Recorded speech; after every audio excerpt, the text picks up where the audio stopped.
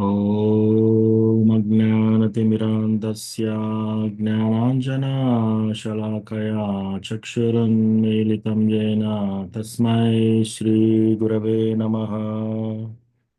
श्रीचैतन्यमनोभीष्टं स्थापितं येन भूतले स्वयं रूपा कदा मह्यं ददाति स्वापदान्तिकम्। वन्देऽहं श्रीगुरो श्रीयुतापदकमलं श्रीगुरून् वैष्णवांश्च श्रीरूपं साग्रजातां सहगणा रघुनाथान्वितं तं सजीवं साद्वैतं सावधूतं परिजनसहितं कृष्णचैतन्यदेवं श्रीराधा कृष्णपादान् सहगणा ललिता श्रीविशाखान्वितांश्च हे कृष्णा करुणा सिन्धो दीनबन्धो जगत्पते गोपेशा गोपिका कान्ता राधा कान्ता नमोऽस्तुते तप्त काञ्चना गौराङ्गी राधे वृन्दावनेश्वरी वृषभानुसुते देवी प्रणमामि हरिप्रिये वाञ्छाकल्पतरुभ्यश्च कृपा सिन्धुभ्य एव च पतितानां पावनेभ्यो वैष्णवेभ्यो नमो नमः। जय श्री कृष्ण चैतन्य प्रभु नित्यानंद श्री अद्वैता गदाधारा श्रीवासादि गौरभक्तवृंदा हरे कृष्णा कृष्णा कृष्णा हरे हरे हरे रामा राम राम हरे हरे।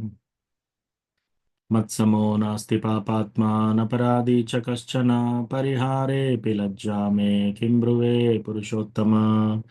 युवतीनां यथा योनि यूनां च युवतौ यथा मनोभिरमते तद्वन्मनो मे रमतां त्वयि।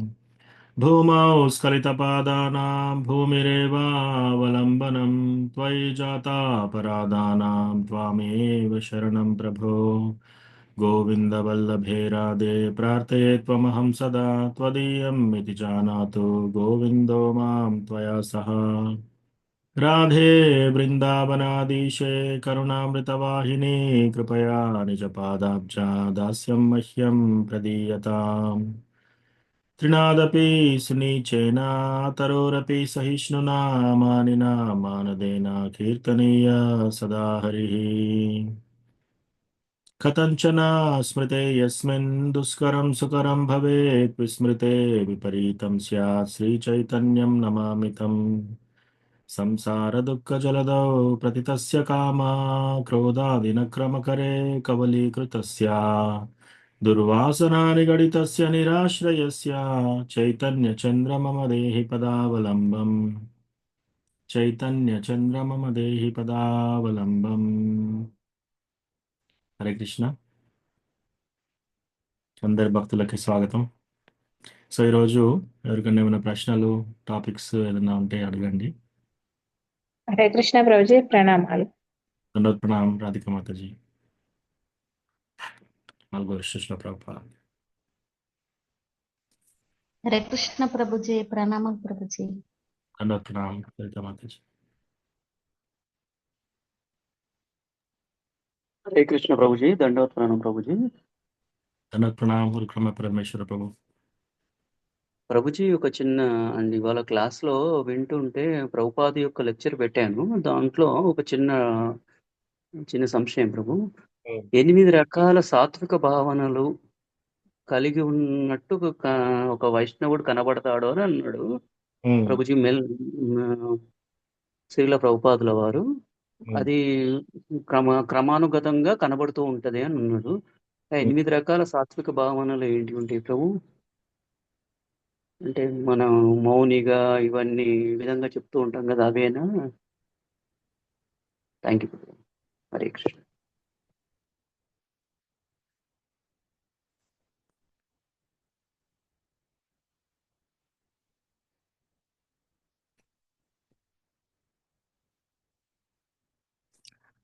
సో ఇది సాత్విక భావం.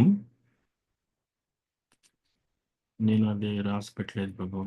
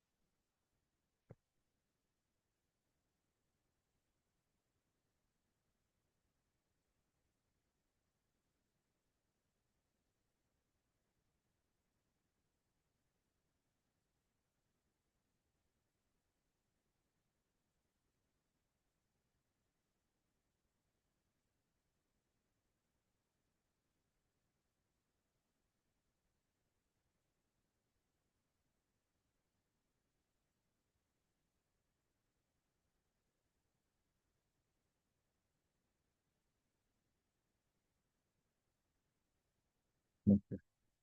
నేను అది పంపిస్తాను ప్రభు మీకు తర్వాత. బేసికల్గా ఏంటంటే ఇది 8 kinds of symptoms, ecstatic symptoms. ఒక భక్తుడు భక్తి పరిపూర్ణత్వం చెందినప్పుడు ఆ, రకరకాల ఆ, భావ వ్యక్తం అవుతుంది అనమాట. So some of them is tears రావడము, తర్వాత వాళ్ళ వెంట్రుకలు నిలబడి ఉండడము. సో ఇటువంటి, సో నేను క్లియర్ ఆన్సర్ మీకు రెఫరెన్స్ తర్వాత తర్వాత పంపిస్తాను ప్రభు.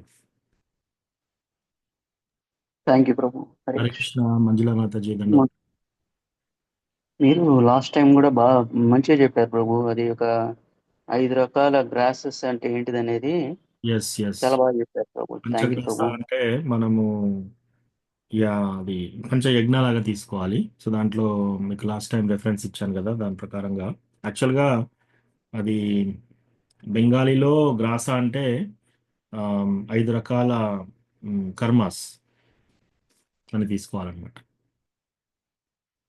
బట్ మంచి ప్రశ్న ప్రభు. ఇంకెవరికైనా ప్రశ్న? థ్యాంక్ యూ ప్రభు.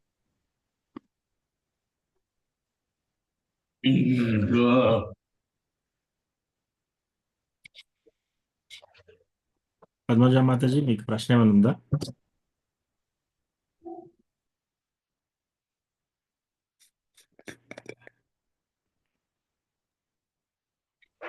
నాకేం లేదు ప్రభుజీ.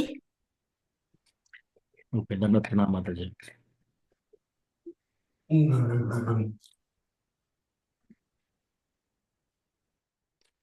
సో అట్లా అయితే మనము భగవద్గీత చదువుదాం ఇవాళ.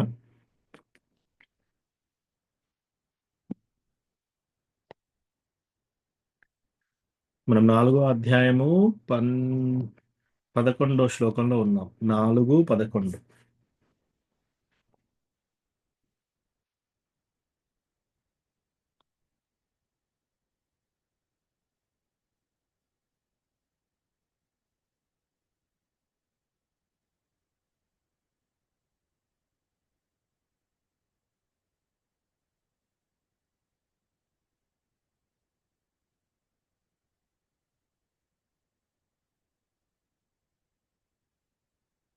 సో ఒక 4 శ్లోకాల ముందు చూద్దాం.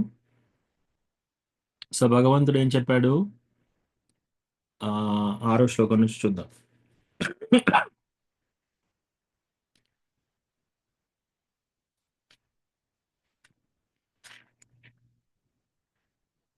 భగవంతుడు ఎలా వస్తాడు? ఆ, ఈ భగవద్గీత సూర్య భగవానునికి మీరు ఎలా చెప్పారు, మీరు ఎలా తెలుసుకోవాలన్నప్పుడు అలా ప్రశ్న సమాధానాలు అట్లా అవుతూ అవుతూ వస్తూ వస్తూ భగవంతుడు ఎలా వస్తాడో చెప్తున్నాడు అనమాట. అజోపి సన్ అవ్యయాత్మా భూతానామీశ్వరోపి సన్ ప్రకృతిం స్వామధిష్టాయ సంభవామ్యాత్మ మాయయా. జన్మ లేనివాడైనను నా దివ్య దేహము ఎన్నడును నశింపదైనను సకల జీవులకు ప్రభువునైన ఆది అయిన దివ్య రూపముతో నేను ప్రతి యుగమునందు అవతరింతును. సో భగవంతుడు ఏం చెప్తున్నాడు ఇక్కడ? కృష్ణ భగవానుడు జన్మ లేనివాడు ప్లస్ అతనిది దివ్య దేహం ఎన్నడూ నశించదు, ఎన్నడూ నశించదు. సకల జీవులకు ప్రభువునైన ఆది అయిన, అన్నిటికంటే మొదలు కృష్ణ భగవానుడు ఆది అయిన.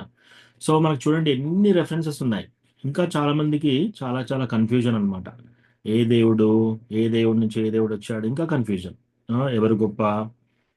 విష్ణు గొప్పనా, కృష్ణ గొప్పనా, శివుడు గొప్పనా, ఆ, లేకపోతే ఇంకా వేరే మతాల వాళ్ళు గొప్పనా, ఇట్లా చాలా చాలా అవన్నీ ఉంటాయి అన్నమాట. సో భగవంతుడు డైరెక్ట్ ఇక్కడ చెప్తున్నాడు, జన్మ లేని వాడైనను నా దివ్య దేహము. ఆయన వచ్చినప్పుడు ఒక మానవునిలాగా రాడనమాట. ఆయనది ఎప్పుడైనా దివ్య దేహమే, ఎప్పుడూ నశింపదు, నశింపదైనను సకల జీవులకు ప్రభువు. సో ఆమ్, అహం సర్వస్య ప్రభువో మత్త సర్వం ప్రవర్తతే ఇది మత్వా భజంతే మాం బుధాభావ సమన్వితాః. భగవద్గీతలో కృష్ణ చెప్తున్నాడు అనమాట. సో అట్లా ప్రభు అయిన ఆది అయిన అందరికంటే మొదలు ఆది అయిన దివ్య రూపముతో నేను ప్రతి యుగమునందు అవతరింతును. భగవంతుడు ఏం చెప్తున్నాడు? దివ్య రూపంలో వస్తాడంట. సో అప్పుడు భగవంతుడు వచ్చినప్పుడు మనలాగా ఆయన కూడా ఈ ప్రకృతి త్రిగుణాలకు లోబడి ఉంటాడు అన్నది అక్కడ రాంగ్. సో అదొకటి మనం తెలుసుకోవాలి. భక్తి ఛానల్లో చాలా మంది కొన్ని కొన్ని సెట్ ఆఫ్ నాలెడ్జ్ ఏం చేస్తారంటే, వాళ్ళు మనలాగానే కృష్ణ వచ్చినప్పుడు కూడా ప్రకృతి త్రిగుణాలకు లోబడి ఉంటాడు అని చెప్పేసి. అట్లా అయితే ఎట్లా భగవంతుడు ఎలా అవుతాడు? సో అది భగవంతుడే చెప్తున్నాడు అక్కడ 7వ శ్లోకంలో, యదా యదా హి ధర్మస్య గ్లానిర్భవతి భారత అభ్యుత్థానమధర్మస్య తదాత్మానం సృజామ్యహం. ఓ భరతవంశీయుడా, ఎప్పుడెప్పుడు మరియు ఎచ్చటెచ్చట ధర్మముకు హాని కలుగునో మరియు అధర్మము వృద్ధి నొందునో ఆ సమయమున నేను అవతరింతును. సో కృష్ణ ఏం చెప్తున్నాడు ఇక్కడ? ఎక్కడైతే అధర్మం బాగా పెరిగిపోతుందో, ఆ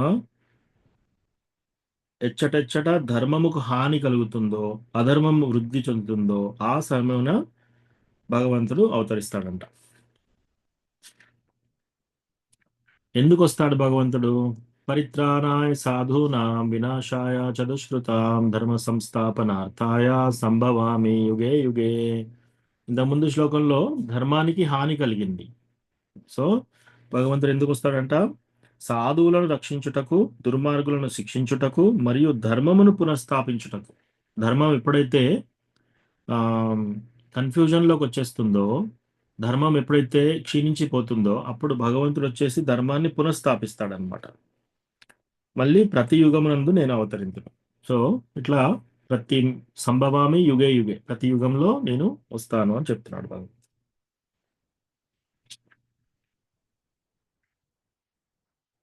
9వ శ్లోకం, జన్మ కర్మ చ మే దివ్యం ఏవం యో వేత్తి తత్వతః త్యక్వా దేహం పునర్జన్మ నైతి మామేతి సోర్జున. జన్మ కర్మ చ మే దివ్యం. ఓ అర్జున, నా జన్మము మరియు కర్మల దివ్యత్వమును తెలిసినవాడు శరీర త్యాగము పిమ్మట తిరిగి ఈ భౌతిక జగమున జన్మింపక నా శాశ్వత ధామమునే పొందగలడు. కేవలం మనము భగవంతుడు ఎలా వస్తాడు, ఆయన ఎలా జన్మిస్తాడు, ఆయన యొక్క పనులేంటి, కర్మ ఏంటి, ఆయన ఏం చేస్తాడు, లీల ఏం చేస్తాడు, ఆయన జన్మ ఎలా అవుతుంది, ఆయన లీల ఎలా చేస్తున్నాడు, ఈ రెండు మనకు క్లియర్గా యాజ్ ఇట్ ఈజ్ అర్థం చేసుకుంటే చాలు. త్యక్వా దేహం పునర్జన్మనైతి. ఈ దేహాన్ని వదిలేసిన తర్వాత పునర్జన్మ మనకు ఉంటుంది అనమాట. సో పునర్జన్మ ఉండకుండా అంటే మనకి ఏం చేయాలి? రెండే రెండు. భగవంతుడు ఎలా అవతరిస్తున్నాడు, ఆయన వచ్చినప్పుడు ఎలా లీల చేస్తున్నాడు, ఈ రెండు తెలుసుకుంటే సరిపోతుంది. సో చాలా మందికి ఈ విషయమే తెలియదు. చాలా మంది ఏమంటున్నారు, ఇప్పుడు వేరే మాయావాది ఫిలాసఫీస్, తర్వాత నిరాకారవాదులు, వాళ్ళు ఏమంటారంటే భగవంతుడికి రూపమే లేదు, ఒకవేళ భగవంతుడు వచ్చినా కూడా అలాగనే ప్రకృతి త్రిగుణాలకు లోబడి ఉంటాడు, ఆయన కూడా మరణిస్తాడు, మనం మరణించినాక కూడా మనం భగవంతునై దేవుళ్ళలో కలిసిపోతాము, మనము దేవుళ్ళమే యాక్చువల్లీ, కానీ మర్చిపోయాము. ఇవన్నీ ఇట్లాంటి థియరీస్లో వాళ్ళు ఉంటారనమాట. ప్లస్ వాళ్ళు సన్యాసం తీసుకుంటున్నారు, వాళ్ళు టెంపుల్లో గుడులు కడుతున్నారు, భగవంతునికి పూజలు చేస్తున్నారు, కానీ వాళ్ళ ఆలోచన ఈ విధంగా ఉంది. ఈ విధంగా ఎందుకుంది అంటే వాళ్ళకి భక్త్యామామపి జానాతి యావాన్యశ్చాస్మి తత్వతః. భక్తులకు తప్ప వేరే వాళ్ళకి నేను అర్థం కాను అని కృష్ణ చెప్పాడనమాట. సో ఎవరైతే ఇంక మరి కృష్ణ ఎందుకు ఈ కన్ఫ్యూజన్ ఆపడు? ఏ తామాం ప్రపద్యంతే తాంస్తతైవ భజామ్యహం. ఎవరు నన్ను ఏ విధంగా కొలిస్తే వాళ్ళకు నేను ఆ విధంగానే కనిపిస్తాను. కొందరు కృష్ణ అందమైన వాడు అంటే ఓన్లీ అందంగానే కనిపిస్తాడు, కొందరు బలమైన వాడు అంటే ఓన్లీ బలంగానే కనిపిస్తాడు, కొందరికి దొంగతనం చేస్తాడు ఓకే అంటే ఓన్లీ దొంగలాగానే కనిపిస్తాడు. సో కృష్ణ ఎవరు ఏ విధంగా చూస్తే ఆ విధంగానే. మనం ఆ శ్లోకం చూసాం కదా లాస్ట్ టైం, మల్లానాం. సో ఎట్లయితే ఆ యుద్ధానికి మల్ల యుద్ధం జరుగుతుందో అక్కడ కుస్తీ పోటీలు కంసుని సభలో, అప్పుడు కృష్ణ బలరాం అక్కడికి రాగానే ఒక్కొక్కరు కృష్ణాని ఒక్కొక్క తీరుగా చూస్తారనమాట. అక్కడ ఆ మల్ల యోధులు ఏం చేశారు, కుస్తీ పట్టే వాళ్ళు కృష్ణాని ఒక పిడుగులాగా కనిపిస్తున్నాడు కృష్ణ వాళ్ళకి. అక్కడ ఉండే బ్రాహ్మణులకు, వాళ్ళందరికీ, నిరాకారవాదులకు కృష్ణ ఒక నిరాకార రూపంలో మొత్తం వ్యాపించి ఉన్నట్టు కనిపిస్తున్నాడు. అక్కడ స్త్రీలకి కృష్ణ ఒక ప్రేమికుల్లాగా కనిపిస్తున్నాడు, తల్లిదండ్రులకి కృష్ణ వాత్సల్య రసంలో కొడుకులాగా కనిపిస్తున్నాడు. అట్లా రకరకాల వాళ్ళు కృష్ణనే చూస్తున్నారు, కానీ కృష్ణ రకరకాల వాళ్ళకి రకరకాలుగా కనిపిస్తున్నాడు అనమాట. సో అట్లా కృష్ణ ఎప్పుడైనా ఏ తామాం ప్రపద్యంతే తాంస్తతైవ భజామ్యహం. నన్ను ఎవరు ఏ విధంగా ఆశ్రయిస్తారో వాళ్ళకి నేను ఆ విధంగానే అర్థమవుతాను అని కృష్ణ చెప్తున్నాడు అనమాట. సో అందుకే ఈ శ్లోకంలో జన్మ కర్మచ మే దివ్యం, ఎవరికైతే కృష్ణ యొక్క జన్మ, కృష్ణ యొక్క కర్మ పనులు, ఆయన యొక్క లీలలు, ఆయన యొక్క అవతారం, వీటి దివ్యత్వం ఎవరికి తెలుస్తుందో వాళ్ళకి త్యక్వాదేహం పునర్జన్మనైతే, ఈ దేహాన్ని వదిలేసిన తర్వాత ఇంకో జన్మ ఉండదు అనమాట. సో ఎవరైనా మనం మంచిగా డివోటీస్ దగ్గర కృష్ణ కథ విని కృష్ణ ఎలా వస్తాడు, లీల ఎలా చేస్తాడు అనేది రెండు తెలుసుకుంటే సరిపోతుంది, మనకి ఇంకో జన్మ రాదు. 10వ శ్లోకం.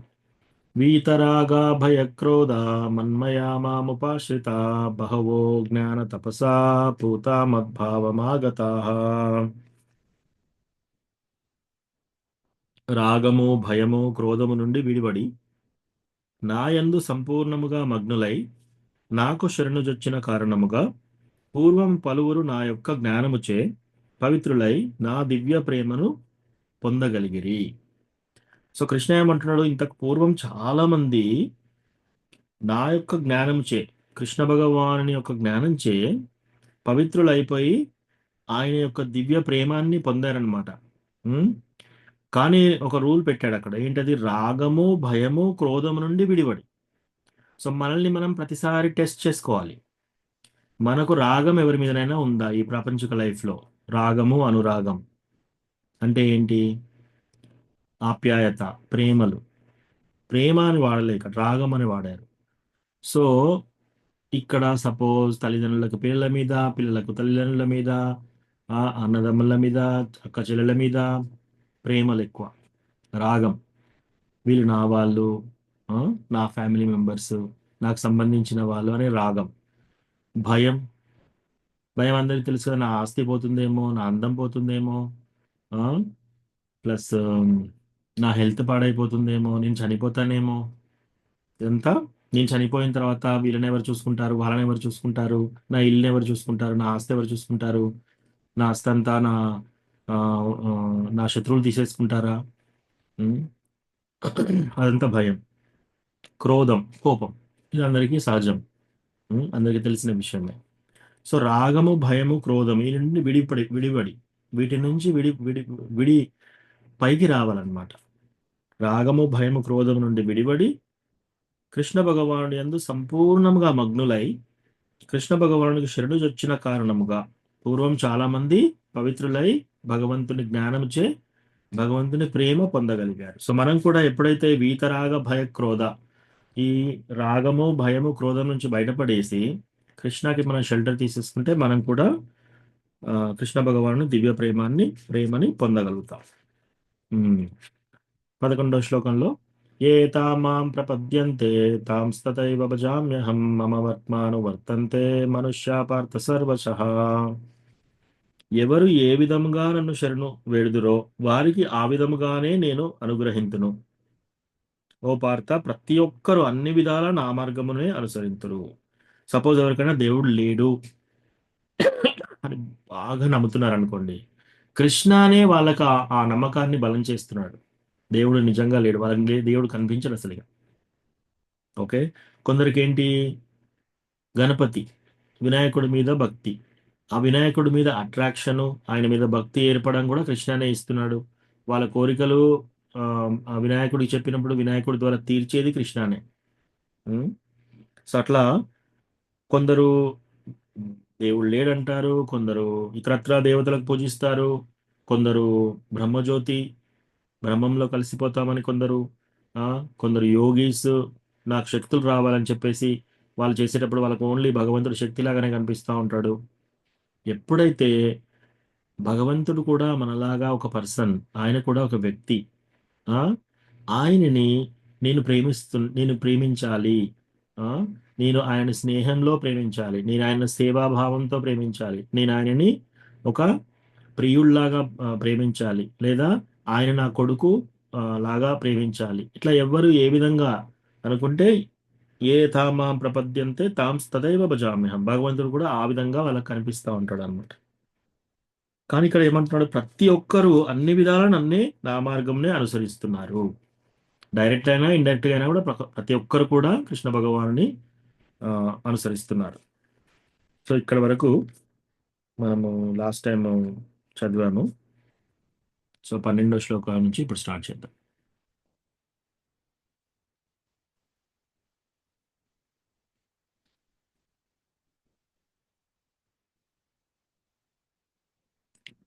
హరే కృష్ణ ప్రభుజీ.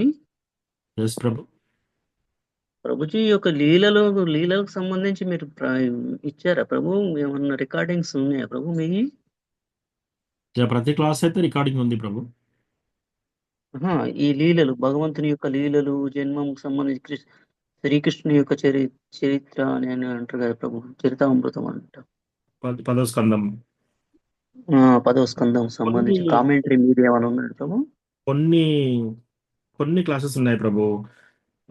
లైక్ భగవంతుడి జన్మాష్టమి క్లాస్ ఒకటి ఉంది. తర్వాత ఆ, యశోదామాత భగవంతుడిని బంధించడం చేసినప్పుడు దామోదర లీల. మొదటి లీల అవి ఉన్నాయి. ఇంకా నేను ఎలాబరేట్ గా 12వ స్కందం పూర్తిగా చేయలేదు. సో కాకపోతే మనం భగవద్గీత క్రమక్రమంగా వెళ్తుంటే కొన్ని కొన్ని పాస్ టైమ్స్ వస్తాయి. ఆ తర్వాత మనం మళ్ళీ భాగవతం చదవడమో లేదా చైతన్య చరిత్రామృతం చదవడమో చేద్దాం. అంటే నేను ఒక 2 ఇయర్స్ 3 ఇయర్స్ అవుతున్నాయి కదా దీంట్లో జాయిన్ అయ్యి. అంతకుముందు ఏమైనా ఉన్నాయా అని ఆ ఉద్దేశంగా అడిగిన ప్రభు. లేదు థ్యాంక్ యూ ప్రభు. ఓకే. విజయ రఘునాథ్ ప్రభు మీరు చదువుతారా? ఎస్ ప్రభు. హరే కృష్ణ. హరే కృష్ణ ప్రభు. 12వ శ్లోకం. కాంక్షణ కర్మణాం సిద్ధిం కాంక్షణ కర్మణ సిద్ధిం యజంతా ఇహ దేవతాః యజంత ఇహ దేవతః క్షిప్రం హి మానుషే లోకే క్షిప్రం హి మానుషే లోకే సిద్ధిర్భవతి కర్మజా. సిద్ధిర్భవతి కర్మజ. Men in this world desire success in fruitive activities and therefore they worship the demigods. Quickly, of course, men get result from fruitive work in this world. చదవండి ప్రభు. ఈ లోకములో జనులు కామ్య కర్మలలో విజయం కోరుకుంటారు. అందుకే వారు దేవతలను పూజిస్తారు. సహజంగా వారు ఈ జగత్తులో శీఘ్రమే కామ్య కర్మలకు ఫలాలను పొందుతారు. థ్యాంక్ యూ ప్రభు. ధన్యవాదాలు. Thank you Prabhu. సో ఇక్కడ ఏమంటున్నాడు? కామ్య కర్మలు అంటే ఏంటంటే మనం కోరిక తీర్చుకోవడానికి చేసే పనులు. సో బేసికల్గా ఏంటంటే ధర్మ, అర్థ, కామ, మోక్ష, ఈ 4 పురుషార్థాలు. సో దీంట్లో ధర్మంగా ఎందుకుంటారు అందరూ? ధర్మంగా వ్యవహరిస్తే ఏమవుతుంది? అర్థం వస్తుంది, డబ్బు వస్తుంది. సో ధార్మికంగా ఉంటే మనకి నెక్స్ట్ లైఫ్లో మంచి జన్మ వస్తుంది. ప్లస్ మన యొక్క ధనం కూడా పెరుగుతుంది. ధర్మ, అర్థ, కామ, మోక్ష. సో ధర్మంగా పనులు చేస్తే వేదాలలో చాలా ఉన్నాయన్నమాట. మీరు ఈ వ్రతం చేస్తే మీకు ఈ ఫలితం దక్కుతుంది, మీరు ఈ పూజ చేస్తే మీకు ఈ ఫలితం వస్తుంది. రైట్? సో ఒక వ్రతం చెప్తారు, ఆ వ్రతం సరిగ్గా పాటించేసేసి మీరు కనుక చేస్తే, ఎవరికన్నా కొడుకు పుట్టాలనుకోండి, ఒక వ్రతం చేస్తే కొడుకు జన్మిస్తాడు. ఎవరికన్నా అనారోగ్యంగా ఉన్నారు, ఒక సర్టెన్ వ్రతం చేస్తే ఆ ఆరోగ్యం బాగుపడుతుంది. సో అట్లా కామ్య కర్మలు ఇవన్నీ. సో ఇట్లాంటి వేదాలలో చాలా ఉన్నాయన్నమాట. గాయకులు కావాలంటే ఏం చేయాలి, స్వర్గలోకానికి వెళ్ళాలంటే ఏం చేయాలి, అందంగా ఉండాలంటే ఏం చేయాలి, ధనం రావాలంటే ఏం చేయాలి, చక్కని భార్య రావాలంటే ఏం చేయాలి, అందమైన భర్త రావాలంటే ఏం చేయాలి, ఇవన్నిటికీ ఉన్నాయి ఏది వేదాలలో.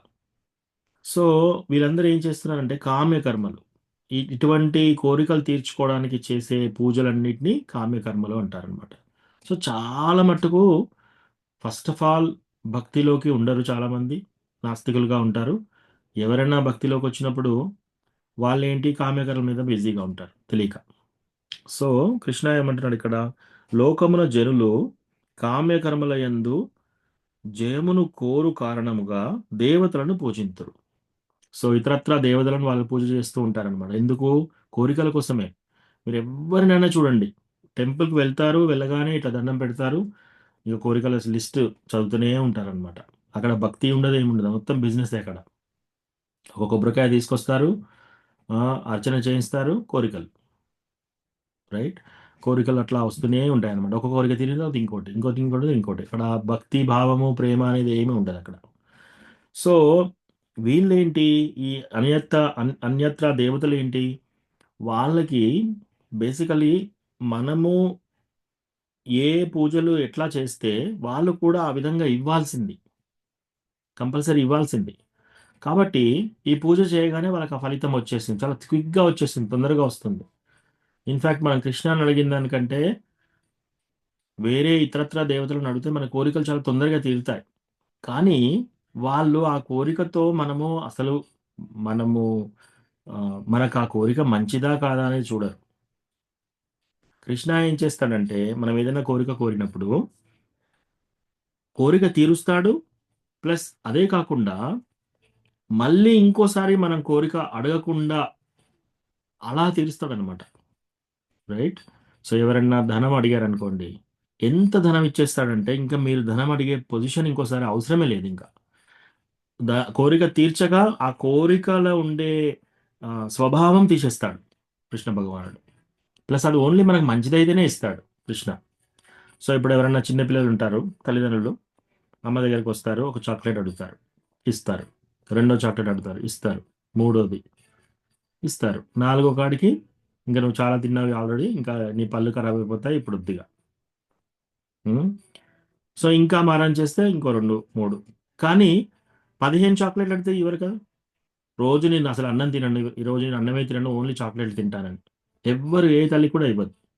రైట్? అవసరమైతే 4 తగిలిస్తారు. రైట్? కానీ అట్లా అదేంటది ప్రేమతోటి. సో ఆ శిశువుకి ఏది మంచిది కాదు అనేది తల్లి చూసి ఇస్తుంది అనమాట. కృష్ణ అలా చేస్తాడనమాట. మనం ఏది అడిగినా సరే ఇది ఇది తనకి ఇది మంచి జరుగుతుందా లేదా, మంచి జరిగితేనే ఇస్తాడు, లేకపోతే ఇవ్వడు. కానీ అన్యత్ర దేవతలు అలా కాదు. మనం ఏది అడిగితే అది ఆ పూజ చేయగానే ఇచ్చేస్తారు, ఆ యొక్క వ్రతం పూర్తి కాగానే ఇచ్చేస్తారు. ఎందుకంటే వాళ్ళు ఇవ్వాల్సిందే కూడా. వాళ్ళు దాంట్లో మంచి చెడు చూడరనమాట. ఇప్పుడు ఫర్ ఎగ్జాంపుల్ ఉదాహరణకి హిరణ్యకశిపు బ్రహ్మ నుంచి తపస్సు చేశాడు. సో బ్రహ్మ వచ్చేసి నీకేం కావాలంటే నేను మరణించకూడదు అంటాడు. సో నా శక్తి నాకే లేదు, నేను కూడా మరణిస్తాను, అది నేను ఇంకేదన్నా అడుగంటే నేను భూమి మీద చనిపోవద్దు, ఆకాశంలో చనిపోవద్దు, రాత్రి చనిపోవద్దు, పగలు చనిపోవద్దు, ఇలా అన్ని లిస్ట్ పెట్టేసినా కానీ సరే అంటాడు. అది నీకు మంచిది కాదు అని చెప్పేసి ఏమీ ఆయనను వారించాడు. సో తద్వారా ఏమైపోయింది, ఆయనకు ఆ కోరిక తీరినా కూడా 3 లోకాలు జయించాడు. అయినా కూడా తన కొడుకు తన మాట వింటలేడని చెప్పేసి చాలా ఆవేదన, చాలా బాధ ఉంది తండ్రికి. ఆ, భస్మాసుర భస్మాసుర ఏం చేశాడు, ఆమెకు ఆయనకి పార్వతి మీద ఇష్టం. సో శివుడి మీద తపస్సు చేస్తాడు. తపస్సు చేసేసి శివుడు వచ్చేసి ఏం కావాలి నీకు, ఇన్ని రోజులు తపస్సు చేశావు, నీకు ఏం కావాలంటే నేను ఎవరి తల మీదనైతే చేయి పెడతానో వాళ్ళు భస్మం అయిపోవాలి. శివుడికి అన్నీ తెలుసు, ఆయన ఎందుకు ఇలా పూజ చేస్తున్నాడు అన్నీ తెలుసు, అయినా కూడా ఇస్తాడు వరం. ఇవ్వగానే నేను నీ మీదనే ట్రై చేస్తాను అని శివుడు వెనకాల పరిగెడుతూ ఉంటాడు అనమాట. సో అట్లా అప్పుడు మళ్ళీ విష్ణుమూర్తి వచ్చేసి మోహిని రూపంలో డాన్స్ చేసి ఆయన పైన పెట్టేసి భస్మమయ్యేలా చేస్తాడనమాట. సో అట్లా మనం ఎన్ని ఎగ్జాంపుల్స్ తీసుకోండి, రావణాసురుడు, వీళ్ళందరికీ కూడా కోరికలు ఇవన్నీ వరాలు ఇచ్చింది శివుడు బ్రహ్మ. సో ఇట్లా అన్యత్ర దేవతలు. కానీ కృష్ణ ఏదైనా ఇస్తే అది పర్మనెంట్గా ఉంటుంది, మళ్ళీ అది ఇంకా అయిపోదు, తరగదు, అది 100% పర్మనెంట్గా ఉంటుంది. సో సో లోకమున జనులు కామ్య కర్మలయందు జయమును కోరు కారణంగా దేవతలను పూజింతురు. ఈ జగమునందు వారు కామ్యకర్మలకు శీఘ్రముగా ఫలితములు పొందుచున్నారు. ఏ అయితే కోరికలు వాళ్ళకు ఉంటాయో శీఘ్రంగా, చాలా ఫాస్ట్గా వాళ్ళకి కోరికలు కూడా తీరుతున్నాయి ఈ దేవతలను పూజించినప్పుడు అని చెప్తున్నాను సార్.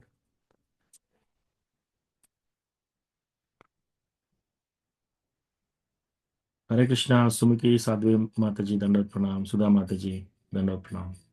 హరే కృష్ణ ప్రభుజీ, ప్రణామాలు ప్రభుజీ. హరే కృష్ణ. ఓకే,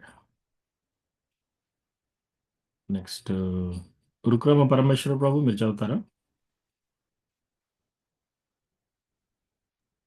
ప్రభు ఓకే. 13. చాతుర్వర్ణ్యం మయా సృష్టం చాతుర్వర్ణం మయా సృష్టం గుణకర్మ విభాగశః గుణకర్మ విభాగశః తస్య కర్తారమపి మాం తస్య కర్తారమపి మాం విద్య కర్తారమవ్యయం. విద్య కర్తారమవ్యయం. According to the three modes of material nature and the work associated with them, the four divisions of human society are created by me. And although I am the creator of this system, you should know that I am yet the non-doer, being unchangeable. చదవండి ప్రభు తెలుగులో. హరే కృష్ణ. ప్రకృతి త్రిగుణములు మరియు తత్సంబంధిత కర్మలను అనుసరించి మానవ సంఘం నందలి చాతుర్వర్ణ్యములు నాచే సృష్టించబడినవి. ఈ విధానమునకు నేనే కర్తనైనను అవ్యయుడనగుడచే అకర్తగానే నన్ను నీవు తెలుసుకొనుము. థ్యాంక్ యూ ప్రభు. ప్రభు హరి. సో ఇక్కడ ఏమంటున్నాడు? చాతుర్వర్ణ్యం మయా సృష్టం. నేను ఈ 4 వర్ణాలు సృష్టించింది నేనే. ఉమ్, అయితే గుణకర్మ విభాగశ ఎలా విభజించాడు భగవంతుడు? గుణకర్మ, గుణాలను బట్టి, కర్మను బట్టి. సో ప్రకృతి త్రిగుణాలను అనుసరించి కొందరు ఒక రకమైన పనులు చేస్తూ ఉంటారనమాట. ఆ త్రిగుణాలకు లోబడి ఆ పనులు చేసే వాళ్ళకి వాళ్ళ యొక్క కర్మ, వాళ్ళు చేసే పనుల ద్వారా వాళ్ళు ఏ వర్ణానికి చెందిన వాళ్ళో చెప్తున్నారు ఇక్కడ. చాతుర్వర్ణ్యం మయా సృష్టం జన్మకర్మ విభాగశః అని చెప్పలేదు ఇక్కడ. సో జన్మ ద్వారా ఏమీ చేయలేదు డివిజన్. సో చాలామంది ఒక నెగిటివ్గా మాట్లాడతారనమాట. ఈ వేదాస్ ఇదంతా, ఈ క్యాస్ట్ సిస్టమ్ అంతా, కుల వ్యవస్థ అంతా వేదాల నుంచి వచ్చింది అని చెప్పేసి. కుల వ్యవస్థ వేదాల నుంచి రాలేదు. 4 వర్ణాలు సృష్టించారు ఇక్కడ. సో 4 వర్ణాలు అంటే ఏంటి? బ్రాహ్మణులు, క్షత్రియులు, వైశ్యులు, శూద్రులు. ఓకే. సో ఇప్పుడు ఇండియా పక్క పెట్టండి, వేరే దేశాలు తీసుకుందాం, అమెరికా తీసుకుందాం. వాళ్ళకి ఎట్లాగూ ఈ క్యాస్ట్ సిస్టమ్ లేదు, వాళ్ళకి కుల వ్యవస్థ లేదు. 4 వర్ణాలు ఉన్నాయా వాళ్ళ దగ్గర? ఉన్నాయి. ఎందుకు? ఏం చేసినా సరే కొందరు టీచర్స్ ఉన్నారు ఇక్కడ కూడా, కొందరు టీచింగ్ చేస్తూ ఉన్నారు. కొందరు ఏం చేస్తున్నారు? మిలిటరీలో యుద్ధానికి వెళ్తున్నారు, దేశాన్ని కాపాడుతున్నారు, పోలీస్ జాబ్ చేస్తున్నారు. సో క్షత్రియాస్ వాళ్ళు. ఎవరైతే టీచింగ్ చేస్తున్నారో వాళ్ళందరూ బ్రాహ్మణాస్. అట్లీస్ట్ ఆ యొక్క గుణాలు ఉన్నాయి వాళ్ళకి. తర్వాత బిజినెస్ చేస్తున్నారా? చాలా మంది బిజినెస్లు పెట్టారు ఇక్కడ. డబ్బు సంపాదించడం, పెంచడం డబ్బుని, క్యాపిటలిస్టిక్ సొసైటీ. సో అది మూడోది. వైశ్య. తర్వాత శూద్ర, ఆ కంపెనీల్లో పనిచేస్తున్నారు చాలామంది. సో ఏ దేశానైనా తీసుకోండి, ప్రపంచంలో ఎవరినైనా తీసుకోండి, ఈ 4 డివిజన్స్ అన్ని దేశాల్లో ఉన్నాయి. కుల వ్యవస్థ ఉన్నా లేకున్నా ఉన్నాయి. సో కుల వ్యవస్థ అనేది వేదాలు సృష్టించింది కాదు, కృష్ణ భగవానుడు సృష్టించింది కాదు. కాకపోతే వర్ణాలు కృష్ణ చేశాడు. దేన్ని బట్టి? మన యొక్క పనులను బట్టి. నువ్వు మొత్తం కుల వ్యవస్థ తీసేసినా సరే ఈ 4 వర్ణాలు ఎప్పుడూ ఉంటాయి. ఏదో కొంతమంది వాళ్ళ ఇంట్రెస్ట్ ప్రకారం వాళ్ళు యాగాలు చేయడము, యజ్ఞాలు చేయడము, టీచింగ్ చేయడము, పాఠాలు చెప్పడము, అది వాళ్ళకి ఇంట్రెస్ట్ ఉంటుంది. సో అది వాళ్ళు బ్రాహ్మణులు. క్షత్రియులు అంటే నలుగురిని రక్షించడము, ఆర్మీలో జాయిన్ కావడము, దేశ రక్షణ, తర్వాత లేకపోతే పోలీస్ జాబ్, IPS ఇట్లా. తర్వాత మూడోది బిజినెస్ చేయడం. సో వైశ్య. తర్వాత శూద్ర అంటే ఈ ముగ్గురికి సహాయం చేయడం. టీచర్స్కి హెల్ప్ చేసేవాళ్ళు, ఆర్మీలో వెళ్ళే వాళ్ళకి హెల్ప్ చేసేవాళ్ళు, మిగతా ఉద్యోగం చేసేవాళ్ళు. సో ఈ 4 డివిజన్స్ అంతటా ఉన్నాయి. ఇక్కడ మన కీ తెలుసుకోవాల్సింది ఏంటంటే, ఒకటి, కుల వ్యవస్థ కృష్ణ క్రియేట్ చేయలేదు. సో అందరూ విమర్శించినట్టు కుల వ్యవస్థ వేదాల నుంచి రాలేదు, కృష్ణ చేయలేదు. చాతుర్వర్ణ్యం మయా సృష్టం. కృష్ణ అంటున్నాడు ఈ వర్ణాలను నేనే సృష్టించాను. కానీ దేని వల్ల? గుణ కర్మ విభాగశ, కర్మ బట్టి, వాళ్ళు చేసే పనులను బట్టి. సో ఎవరైనా బ్రాహ్మణ కుటుంబంలో పుట్టాడు అనుకుంటే అయినా వాళ్ళు బ్రాహ్మణులు కారు. వాళ్ళు ప్రూవ్ చేసుకోవాలి. వాళ్ళు యజ్ఞాలు చేయాలి, యజ్ఞం చేసే ఆ కెపాసిటీ ఉండాలి, ఆ మంత్రాలు తెలుసుకోవాలి, తర్వాత దానాలు తీసుకోవాలి, దానాలు ఇవ్వాలి, శాస్త్రాలు చదవాలి, శాస్త్రాలు చెప్పాలి, వేరే వాళ్ళకి పాఠాలు చెప్పాలి. ఇవన్నీ ఎవరైతే ఇవన్నీ చేస్తున్నారనుకోండి, వాళ్ళు ఆటోమేటిక్‌గా బ్రాహ్మణాసే. వాళ్ళు ఏ కులంలోనైనా పుట్టనివ్వండి. ఒక శూద్ర కులంలో పుట్టినా సరే, వాళ్ళు ఈ పనులు చేస్తుంటే వాళ్ళు బ్రాహ్మణాస్. ఏ కులంలో పుట్టిన వాళ్ళైనా సరే, నలుగురిని రక్షిస్తున్నారు. ఎవరికైనా ఆపదలో, డేంజర్‌లో ఉంటే వాళ్ళ ప్రాణాల్ని సైతం పెట్టి రక్షిస్తున్నారు. వాళ్ళు క్షత్రియాస్. ఎక్కడ ఏ కులంలో పుట్టినా వాళ్ళు బిజినెస్ చేస్తున్నారు. వాళ్ళు వైశ్యాస్. సో, అట్లా అన్నమాట. సో, ప్రకృతి త్రిగుణముల మరియు తత్సంబంధిత కర్మల అనుసరించి మానవ సంగమునందలి చాతుర్వర్ణ్యములు నాచే సృష్టింపబడినవి. ఈ విధానమునకు నేనే కర్తను అయినను అవ్యయుడను అగుటచే అకర్తగానే నన్ను నీవు తెలుసుకొనవలెను. సో, ఇవన్నీ నేను సృష్టించినా కూడా వీటికి నేను అతీతం అని చెప్తున్నాడు కృష్ణ ఇక్కడ. ఓకే. జ్యోతిరూప కమలామాతాజీ మీరు చదువుతారా నెక్స్ట్?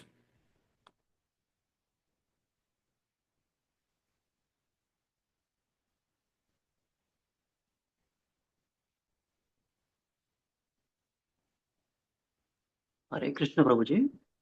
ఎస్ ప్రభు. ఈ యొక్క అవ్యయుడు అన్నదానికి కొంచెం ఎలాబరేట్ చేయారా ప్రభు? అవ్యయుడు.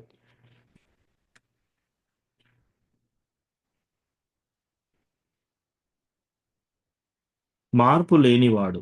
అవ్యయం అంటే మార్పు లేనివాడు. సో కృష్ణ భగవానుడికి ఎప్పుడు కూడా మార్పు అనేది ఉండదు. ఇన్ఫ్యాక్ట్ అసలు ఆత్మకి మార్పు అనేది ఎవరికీ ఉండదు.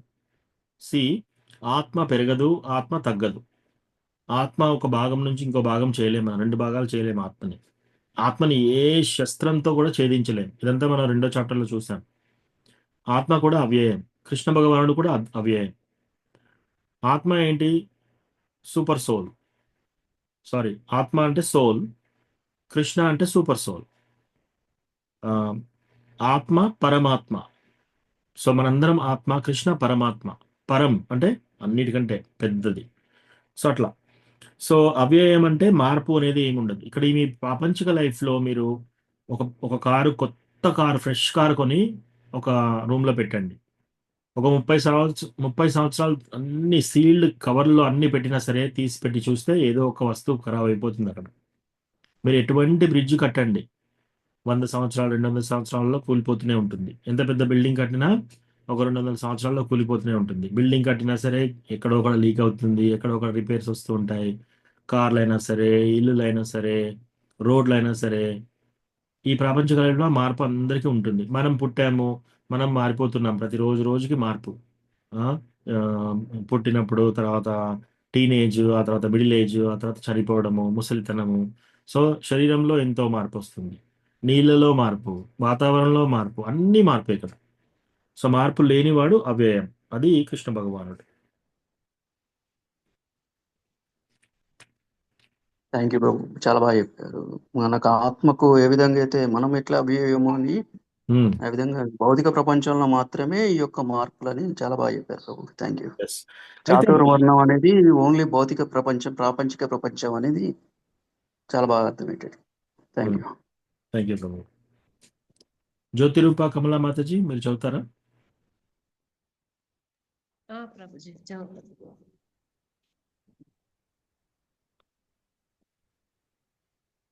14.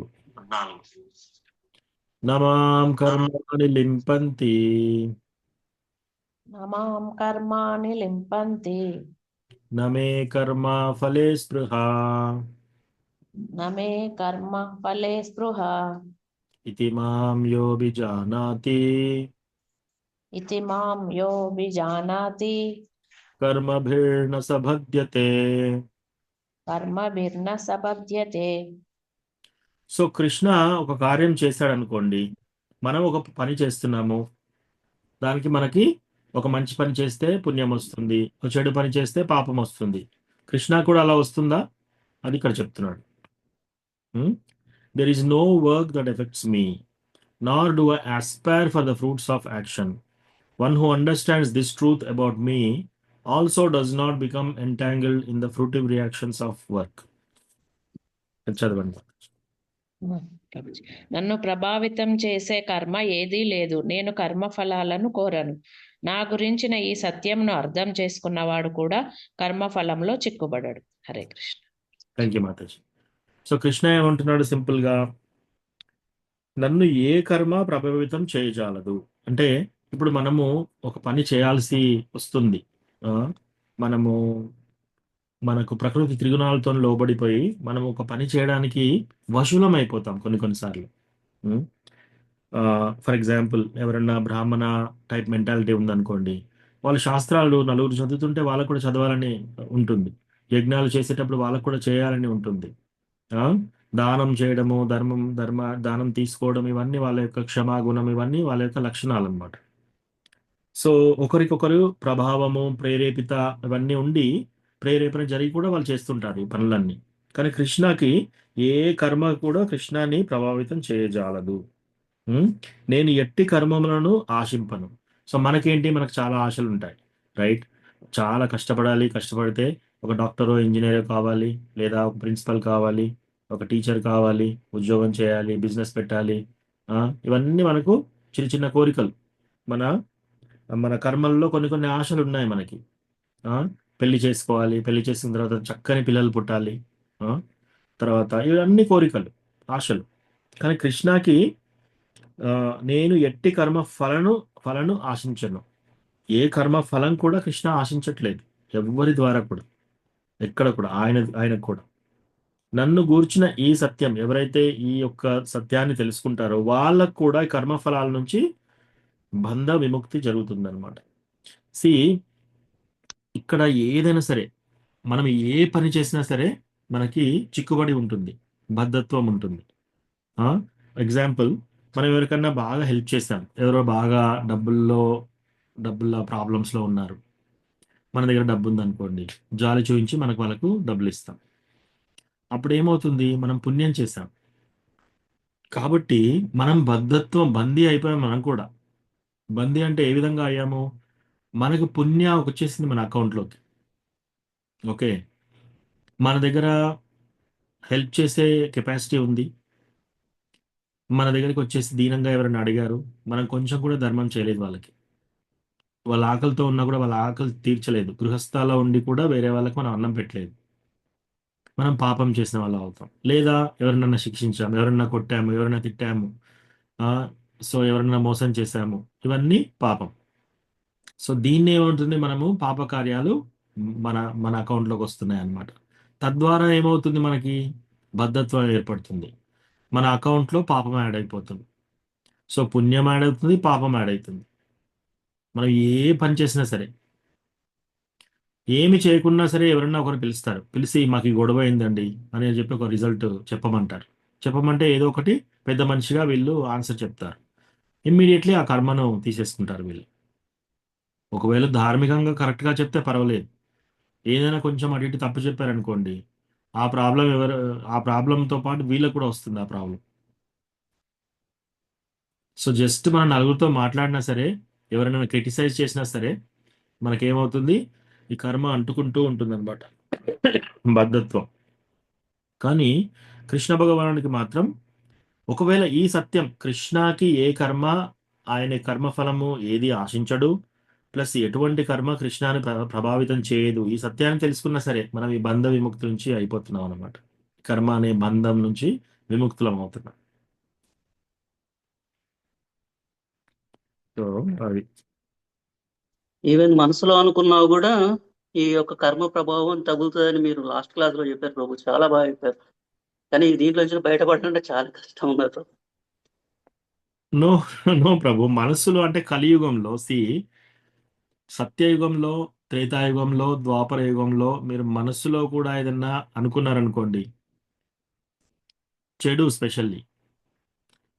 ఒక ఎగ్జాంపుల్ చెప్తాను.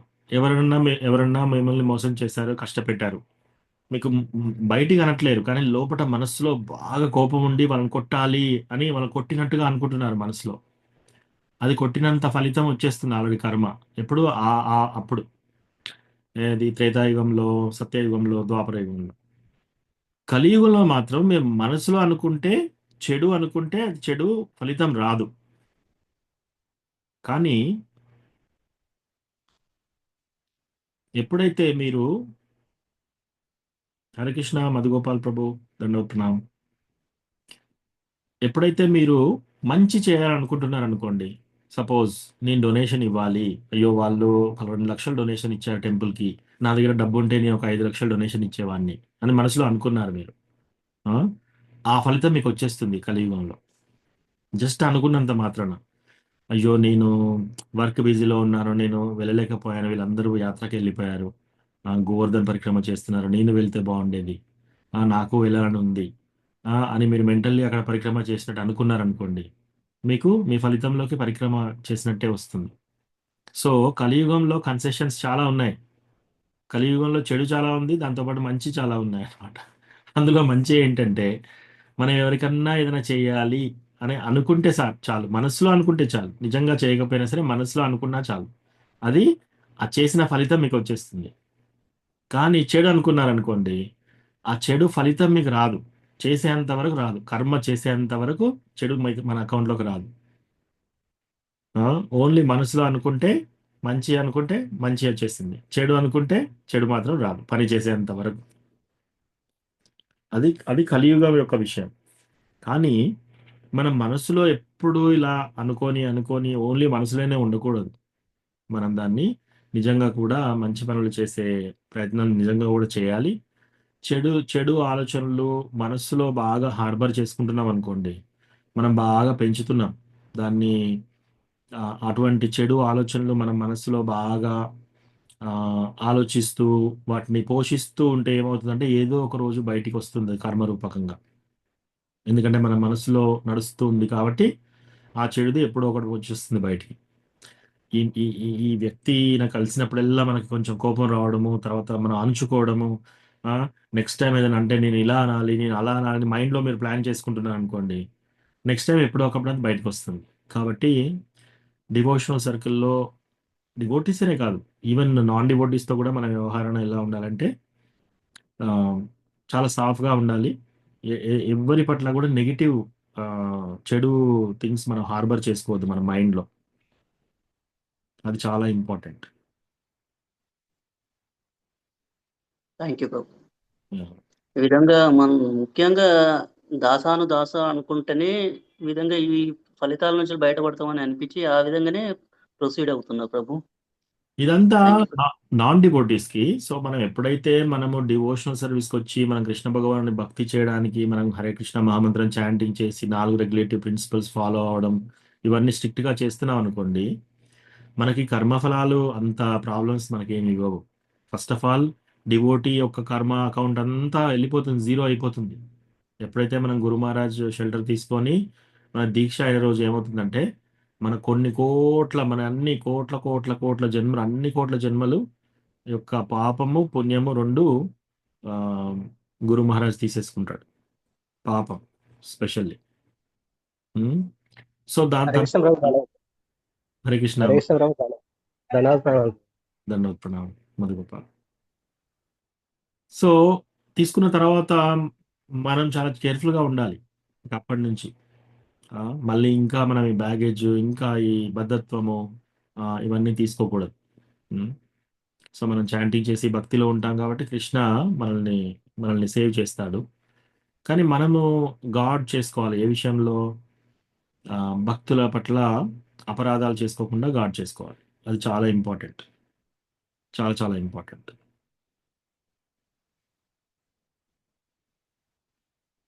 ఓకే, ఎవరికైనా ప్రశ్నలు ఉన్నాయా ఈ టాపిక్లో?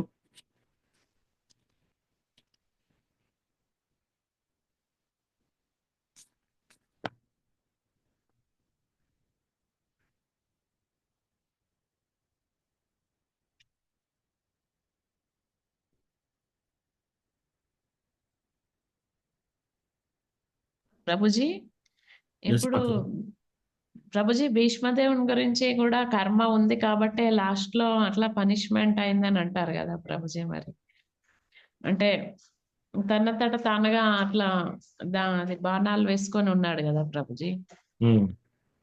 తను ఒక పాముని కొట్టినప్పుడు ఆ పాము ముళ్ళ పొదల మీద పడ్డది, ఉమ్. అందుకని తను కూడా కర్మ అట్లా వచ్చింది అని పూర్తిగా అనుభవిస్తామా ప్రభుజీ? కర్మ ఉన్నది ఇక్కడే మనము ఇంకా. భక్తులు కాకపోతే ఎస్ మాతాజీ. మనం భక్తి జీవితం తీసుకోలేదనుకోండి, మనం హరే కృష్ణ మహామంత్రం తీసుకోలేదు, భక్తులం కాలేదనుకోండి, మనం చేసిన ప్రతి పనికి మనకు ఆ రియాక్షన్ అనుభవించాల్సిందే, ప్రతి దానికి.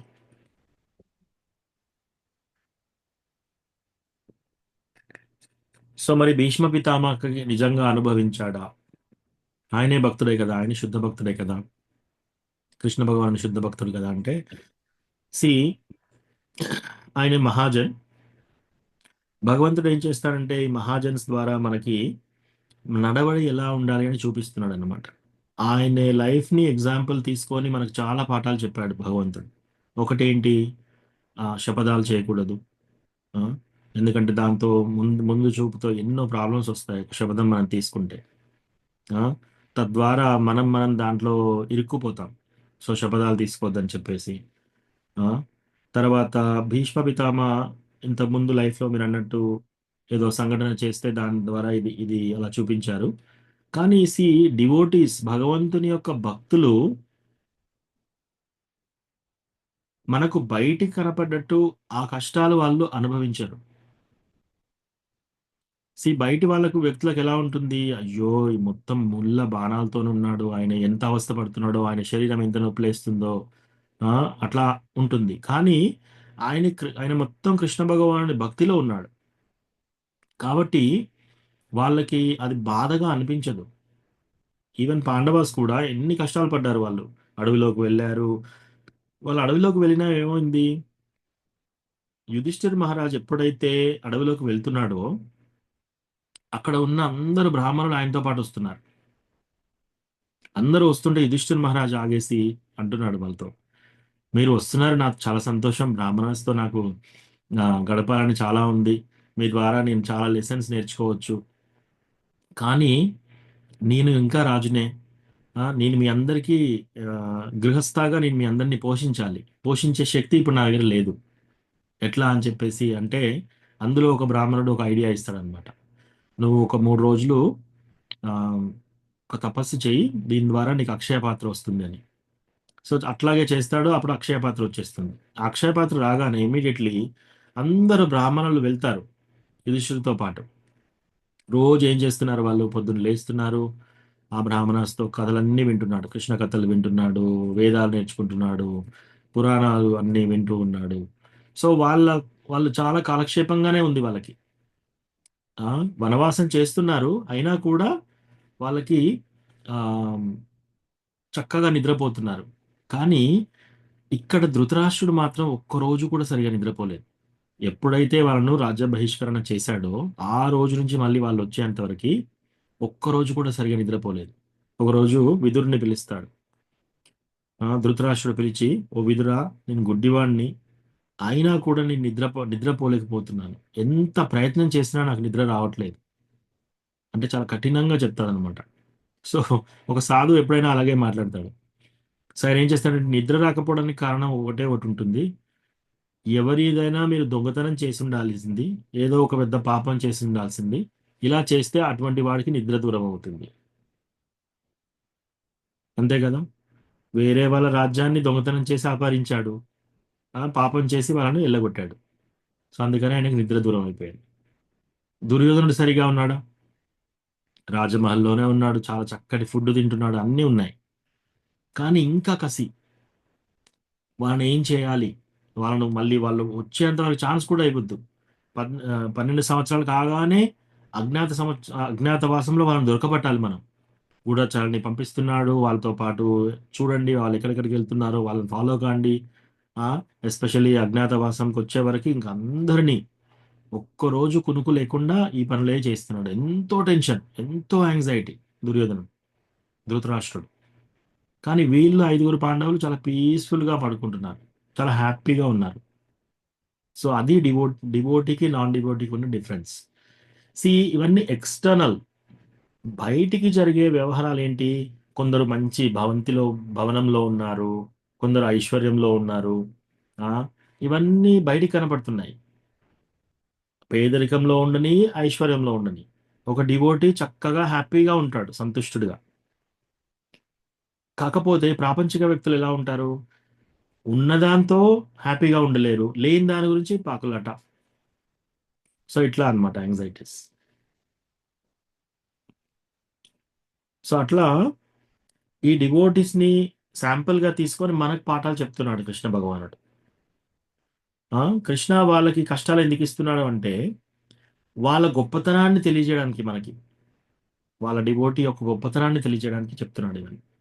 So, okay. ఇవన్నీ మరి మహాభారత్‌లో పెద్ద పెద్ద డివోటీస్ వీళ్ళందరూ, భాగవతం పేజెస్‌లో ఉన్నారు వీళ్ళందరూ అనుకుంటే మనము ఈ మధ్య కాలంలో హిజ్ హోలీనెస్ భక్తి తీర్థ మహారాజ్.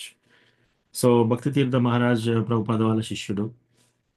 ఆయనకి ఆహ్, క్యాన్సర్ వస్తుంది. క్యాన్సర్ వచ్చేసి ఆ క్యాన్సర్ బోన్స్‌లోకి వెళ్ళిపోతుంది. బోన్స్‌లోకి వెళ్ళేసి ఆపరేషన్ చేస్తారు. ఆ బోన్స్ పగిలిపోతూ ఉంటాయన్నమాట. ఆయన నడుస్తూ ఉంటేనే బోన్స్ బ్రేక్ అవుతుంటాయి. ఒకసారి ఆహ్, తులసి మహారాణ్ని అక్కడ పెట్టేసి ఆయన్ని ప్రదక్షిణ చేస్తూ ఉన్నాడనమాట. అప్పుడు ఆహ్, హిజ్ హోలీనెస్ రాఘనాథ్ స్వామి మహారాజ్ ఎళ్లి అడుగుతారనమాట. సో, అప్పుడు ప్రదక్షిణ చేసేటప్పుడు ఆయనకి మొత్తం చెమట వచ్చేసి శరీరం అంతా వణికిపోతూ ఉంటుందన్నమాట. ఇంక చివరి దశలో ఉన్నాడు. వణికిపోయి ఉండి ఆయనకి శక్తి లేదు. ప్రదక్షిణ చేస్తూ ఉన్నాడు. నడుస్తూ ఉంటే కూడా బోన్స్ బ్రేక్ అయిపోతున్నాయి. ఆ! ఎంతో నొప్పిలో ఉన్నాడు ఆ క్యాన్సర్ ద్వారా. ఎస్పెషల్లీ బోన్స్ లోపటికి వెళ్ళిపోయింది క్యాన్సర్. సో, ఆ నొప్పిలో అంత తీవ్రంలో ఉన్నప్పుడు ఈ మహారాజు ఒక ప్రశ్న అడిగాడనమాట. మహారాజ్ మీరు ఎలా ఉన్నారు? ఎలా అనిపిస్తుంది మీకిలా? ఇప్పుడు ఎలా అనిపిస్తుంది అంటే, హిజ్ హోలీనెస్ భక్తి తీర్థ మహారాజు ఈ విధంగా ఆన్సర్ చెప్పాడనమాట. నేను ఇప్పుడు ఎంత సంతోషంగా ఉన్నానంటే, దీన్ని నేను ప్రపంచంలో దేంతో కూడా నేను ఇంకా హ్మ్, దాన్నేమంటారు ట్రేడ్ చేయలేను. అంటే ఇది ఇచ్చేసి ఇంకోటి తీసుకుంటారు గదా! దాన్ని ట్రేడింగ్ అంటారనమాట. సపోజ్ ఎవరైనా వచ్చేసి బాగా హెల్త్ ఇచ్చారనుకోండి. ఆ! నా యొక్క బాధ వాళ్ళకిచ్చేసి హెల్త్ తీసుకుంటాను. మహారాజు ఏమంటున్నాడు, నేనున్న కండిషన్‌లో నేను ఎవ్వరితో కూడా ఇప్పుడు నేను ఆహ్, ఆహ్, ట్రేడ్ చేయను. అంటే నాకు ఏదుందో చాలా సంతోషంగా ఉంది అని. అంటే భగవంతుని భక్తిలో అంత సంతోషంగా ఉంటారనమాట భక్తులు. ఎటువంటి పరిస్థితిలో అయినా సరే. సో, అది మనకు భక్తి యొక్క టెస్ట్ కూడా. సో, అట్లా చూడాలి. రెండోది, సో, భీష్ముడు ఆయనకి ఇచ్ఛామృత్యు ఉంది. ఒకవేళ బాగా నొప్పి ఉంటే కృష్ణ, కృష్ణ అనుకుంటూ చనిపోవచ్చు కదా! ఆయన ఎందుకు వెయిట్ చేస్తున్నాడు? కృష్ణ రావాలి. కృష్ణ వచ్చేసి తనంతట తాను ఆయన ఎదురుంగా ఉంటే ఆయన చూస్తూ, చూస్తూ మరణించాలి. అది ఆయన యొక్క కోరిక. అది కృష్ణకి కూడా తెలుసు. రైట్? కానీ ఇంకోటి కూడా తీసుకున్నాడు. ఏంటి? హస్తినాపురం సుభిక్షంగా ఉన్నప్పుడే నేను ప్రాణాలు వదిలేస్తానని. అనే ఇవన్నీ వాటినేమంటారు? హ్మ్. భీష్మ శపథాలు తీసుకున్నాడనమాట. సో, ఆ శపథం ద్వారా అందులో ఇరుక్కుపోయి ఉన్నాడాయన. ఆ టైంలో వచ్చేసి భగవంతుడు ఆయనకి ఇట్లా ఉన్నప్పుడు ఆయనకు ఉపశమనం ఇస్తాడనమాట. ఆయన మైండ్ ఆన్సర్ చేసే పొజిషన్‌లో లేకపోతే ప్రార్థన చేస్తే ఆయన నొప్పి అంతా తీసేస్తాడు. తీసేసి ఆయన మైండ్ అంతా నిర్మలంగా చేసేసి, ఇప్పుడు నువ్వు చెప్పు అంటే వాళ్ళకి పాఠాలు చెప్తూ ఉంటాడనమాట. మనం ఇలా ఉండాలి ఏంటి. అప్పుడు విష్ణు సహస్రనామం కూడా చెప్తాడు. సో, అట్లా. సో, వాళ్ళని ఎగ్జాంపుల్ తీసుకొని మనందరికీ లెసన్స్ చెప్తున్నాడు కృష్ణ. అయితే భక్తుడు ఎప్పుడైనా కూడా ఎటువంటి కండిషన్ అయినా సరే, భక్తుడు హెల్తీగా ఉన్నా సరే, ఆరోగ్యం క్షీణించినా సరే, భక్తుడికి ధనం ఉన్నా సరే, ధనం లేకపోయినా సరే, భక్తుడికి కీర్తి వచ్చినా సరే, అపహేళన అందరూ దూషిస్తున్నా సరే, వాళ్ళు ఒకే విధంగా కృష్ణ భగవానుడి భక్తి కంటిన్యూ చేస్తూ ఉంటారనమాట. అహైతుకి అప్రతిహత ఏ ఆత్మ సుప్రసీదతి. భక్తిలో బ్రేక్ అనేది ఉండదు. కొందరు ఏం చేస్తారు, చాంటింగ్ కొన్ని రోజులు చేస్తారు. కొన్ని రోజులు మానేస్తారు. కొన్ని రోజులు 6 రౌండ్‌లు చేస్తారు. కొన్ని రోజులు ఒక రౌండ్ చేస్తారు. కొన్ని రోజులు అసలు చేయరు. ఇట్లా చేయడము శుద్ధ భక్తి కాదు. శుద్ధ భక్తి ఏంటి? నేను 16 రౌండ్‌లు గురు మహారాజ్‌కు ప్రామిస్ చేశాను. ప్రతిరోజు నేను 16 రౌండ్‌లు చేస్తాను. ఏది ఉన్నా సరే లేకపోయినా 16 రౌండ్‌లు చేస్తారు. సో, అది భక్తి. మళ్ళీ దాంట్లో ఇంటరప్షన్ ఏముండదు. కొన్ని రోజులు బ్రేక్ తీసుకోవడము అట్లా ఉండదు. ఆహ్, సో, మనము ఎగ్జాంపుల్స్ కొన్ని భాగవతం భగవద్గీతలో చూసాం, భీష్మ పితామహ అవన్నీ. ఆ, తర్వాత భారతం నుంచి, ఆ తర్వాత హిజ్ హోలీనెస్ భక్తి తీర్థ మహారాజ్. సో ఆయన అంటే స్వామి. మరి ఇంకొక మాతాజీ ఉంది మా టెంపుల్లో. ఆ మాతాజీకి సడన్ గా క్యాన్సర్ వచ్చింది. అంతా బాగానే ఉంది, మంచి చాలా సీనియర్ డివోటీ. 50 సంవత్సరాల వయసు అంతే, అన్నీ బాగానే నడుస్తున్నాయి. ఒకరోజు హాస్పిటల్కి వెళ్ళేసి టెస్ట్ చేయించుకొని వచ్చేసింది, క్యాన్సర్ అని తెలిసింది. తెలియగానే ఆ మాతాజీకి ఎన్నో ప్రాబ్లమ్స్ అయ్యాయి. ఒకసారి ఏమైందంటే, ఆమె ప్రకృతి ఆయుర్వేదిక్ ట్రీట్మెంట్ తీసుకుంటుంది. ఒకసారి రియాక్షన్ అయిపోయింది. రియాక్షన్ అయిపోయి ఆమె బాడీ ఎట్లా అయిపోయిందంటే, ఆమె బాడీ ఉన్న దాంట్లో ఒక కాలు ఇంత అయిపోయింది అనమాట. మూడింతలు అయిపోయింది ఒక్కొక్క కాలు. ప్లస్ మొత్తం బాడీ మూడింతలు అయిపోయి మొత్తం నీరు వచ్చేసింది బాడీలో. ఆమె దిగి ఒక అడుగు పెడితే ఏమవుతుంది, స్కిన్ పగిలిపోతుంది. స్కిన్ పగిలిపోయి అందులో నుంచి నీళ్ళు వస్తున్నాయి ఒక్కొక్క అడుగు వేస్తుంటే. అప్పుడు ఫోన్ చేసి మాతాజీతో మాట్లాడితే, ఎలా ఉన్నారు మాతాజీ అంటే, ఐఎమ్ సో గ్రేట్ఫుల్, చాలా కృతజ్ఞతగా ఉన్నాను అని. సో అది టెస్ట్ అన్నమాట. ఉమ్. అలా ఆమె అప్పుడు కూడా చాంటింగ్ చేస్తూ చేస్తూ ఆమె ఆ, ఆమె దేహత్యాగం చేశారు. సో మనం అందరు ఎగ్జాంపుల్స్ తీసుకున్నాం ఇక్కడ. ఆ, ఆ, భాగవతం పేజెస్లో నుంచి, మహాభారతం నుంచి, ప్రభుపాద శిష్యుల నుంచి, మనలాంటి డివోటీస్లో కూడా చాలా మంది. సో మనము ఈ డివోషనల్ సర్వీస్ చేస్తూ చేస్తూ ఉంటే భగవంతుడు మనకు అది ఆ సంరక్షణ ఇస్తాడు, ఆ గైడెన్స్ ఇస్తాడు, అన్ని ఇస్తాడు అనమాట. సో దాంట్లో ఒక శ్లోకం ఉంది, అది చూద్దాం మనం. తత్తేనుకంపాం సుసమీక్షమానో భుంజాన ఏవాత్మకృతం విపాకం తద్వాగ్వపుర్భిర్విదధన్నమస్తే జీవేత యో ముక్తిపదే సదాయ భాగ్. ఎవరైతే కష్టాలు పడుతూ భక్తి ఇంకా చేస్తూ ఉంటారో, అన్నీ అనుభవిస్తూ, కష్టాలు అనుభవిస్తూ అనుభవిస్తూ ఇంకా డివోషన్ చేస్తూ ఉంటారు, కృష్ణ భగవానికి భక్తి కొనసాగిస్తారో, వాళ్ళకి కృష్ణ భగవాని కృపాపార్తులు వాళ్ళు. అంటే వాళ్ళకి కృష్ణ భగవాని యొక్క కృపకి అర్హత ఉంది వాళ్ళకి. ఎందుకు?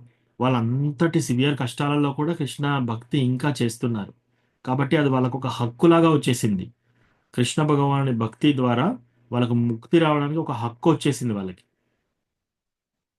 అని చెప్తుంది ఈ శ్లోకం. సో అందుకే మనం ఎప్పుడైనా సరే లైఫ్లో మనకి ఏమైనా కష్టాలు వచ్చినప్పుడు మనం కృంగిపోకూడదు. ప్లస్ అది టెస్టింగ్ టైం. ఆ టెస్టింగ్ టైంలో మనం చాలా దృఢంగా ఉండాలి. ఆ, అప్పుడు అనిపిస్తుంది, నిజంగా దేవుడు ఉన్నాడా, దేవుడు ఉంటే నాకు ఇంత ప్రాబ్లం ఎందుకు ఇచ్చాడు, ఈ రియాక్షన్ ఎందుకు అవుతుంది, నా బోన్స్ ఎందుకు ఇలా క్యాన్సర్ వెళ్తుంది, నాకు అసలు ఫస్ట్ ఆఫ్ ఆల్ క్యాన్సర్ ఎందుకు వచ్చింది, ఇంతమంది నాన్ డివోటీస్ ఉన్నారు, మాంసాహారం తింటున్నారు, వాళ్ళకి రావట్లేదు, నాకెందుకు వచ్చింది అని ప్రశ్నలు వేస్తూ ఉంటారు అనమాట. డివోటీ అలా ప్రశ్నలు వేయడు. మనం ఎప్పుడు ఇలాంటి అయినప్పుడు ఏం చేయాలి, ఇది నాకెందుకు అవుతుంది కాదు, దీంట్లో ఏ లెసన్ ఉంది, దీంట్లో నేను ఇప్పుడు ఏ లెసన్ నేర్చుకోవాలి. సో కృష్ణ మనకు చెప్తున్నాడు అనమాట, ఇది శాశ్వతం కాదు, నీకు ఇంకా ఈ బంధుమిత్రులతో నువ్వు ఇంకా అనుబంధాలు పెట్టుకుంటున్నావు ఆ? అని చెప్పేసి మనల్ని ఆయన వైపు తీసుకెళ్తున్నాడు అనమాట. అట్లా. సో అలా తీసుకోవాలి మనం. సో అది మాతాజీ మీ ప్రశ్నకి answer. Okay Prabhuji, thank you Prabhuji. Hare ఇంకేమన్నా ప్రశ్నలు ఉన్నాయా ఎవరికన్నా? Thank you Prabhuji. ఈ యొక్క ఉత్తర చరిత్రం గుర్తొచ్చింది ప్రభు. ఏ విధంగానైతే తన యొక్క భర్త చనిపోయిన, తన యొక్క గురువైన అర్జునుడు పక్కన ఉన్నా కూడా పరీక్షిత్ మహారాజు విషయంలో తను భగవంతుడిని కోరుకున్నది, ఏది జరిగినా తన మంచికి అని కోరుకోవడం అనేది అది బాగా గుర్తొచ్చింది ప్రభు. నెక్స్ట్ మీరు కూడా చాలా బాగా చెప్తారు, ఏదన్నా ఉంటే మేము ఏదైనా కష్టం కానీ మేము చెప్పుకుంటే ఆ యొక్క చైతన్య మహాప్రభు ఆశీస్సులతోని, లేదంటే కృష్ణ భగవానుడి యొక్క ఆశీస్సుతోని అని కూడా మీరు నిజంగా చాలా బాగా చెప్తున్నారు ప్రభు. థ్యాంక్ యూ ప్రభు. థ్యాంక్ యూ ప్రభు. అంతా గురు మహారాజ్ యొక్క గొప్పతనం ప్రభు. గురు మహారాజ్ దగ్గర క్లాసెస్ విని, ప్రభుపాద దగ్గర విని, సీనియర్ డివోటీస్ దగ్గర విన్నదే చెప్తున్నాను నేను. సో భక్తి అనేది చాలా చాలా యాక్చువల్లీ మంచి అనుభూతి. ప్లస్ మనం అందులో వెళ్తూ వెళ్తూ ఉంటే మనకు తెలిసిపోతుంది అనమాట. మనం అన్నం తిన్నప్పుడు ఎట్లయితే ఆకలి తీరుతుంది ప్లస్ మనకి పోషణ వస్తుంది, రెండు ఎలా అవుతాయో భక్తిలో వెళ్తుంటే మనకు కూడా ఆనందం ఉంటుంది, మనకు కూడా ఆ హ్యాపీనెస్ ఉంటుంది. భక్తిలో జరిగే చేంజెస్ మనకు అర్థం అవుతూ ఉంటాయి అన్నమాట, మనకు మనకు అర్థమైపోతుంటాయి. సో ఇది మనకు ఈ ఈ భక్తిలోకి రావడం కూడా చాలా అదృష్టం. ఎలాగో వచ్చామో మనం ఇప్పుడు ఏంటంటే ఓన్లీ మనము servant of the servant of the servant, నేను అందరికీ దాసాను దాసాను దాస అనుకోవాలి. ప్లస్ ఈ ఇది నలుగురికి పంచడానికి మనం ప్రయత్నం చేయాలి. ఆ, ఏ సేవ చేసేటప్పుడు కూడా మనకు మనకు శారీరకంగా ఏ ప్రాబ్లం అయినా సరే సేవకి మనము ఆంతరం ఇవ్వకూడదు. ఆ సేవకు అంతరం అంటే ఇంకా దానికంటే ఇంకొక సేవ ఏదైనా ఉంటేనే, లేకపోతే సేవకి మనం బ్రేక్ ఇవ్వకూడదు. సేవ చేస్తూనే ఉండాలి, భక్తియుత సేవ. థ్యాంక్ యూ ప్రభు. ఇతర దేవతలకు కృష్ణునికి తేడా అయిందని చాలా బాగా చెప్పారు ఇవాళ. ఎస్ ప్రభు, అది కూడా ఇంపార్టెంట్ పాయింట్. చాలా మంది ఇతరత్ర దేవతలకు పూజలు చేసినప్పుడు తొందరగా ఫలితం వస్తుంది, కానీ వాళ్ళు చూడరు ఆ, వీళ్ళకి మంచా కాదా అనేది చూడరు అనమాట. ఈవెన్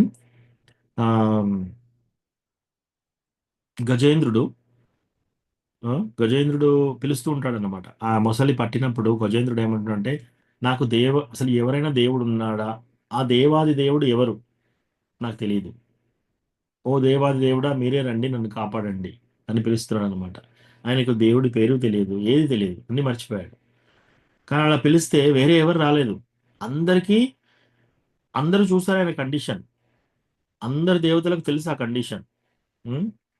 మాదృక్ ప్రపన్న పశుపాశ విమోక్షణాయ ముక్తాయ భూరి కరుణాయ నమోలయాయ స్వాంసేన సర్వతనుభృన్మనసి ప్రతీత ప్రత్యగ్దృశే భగవతే బృహతే నమస్తే.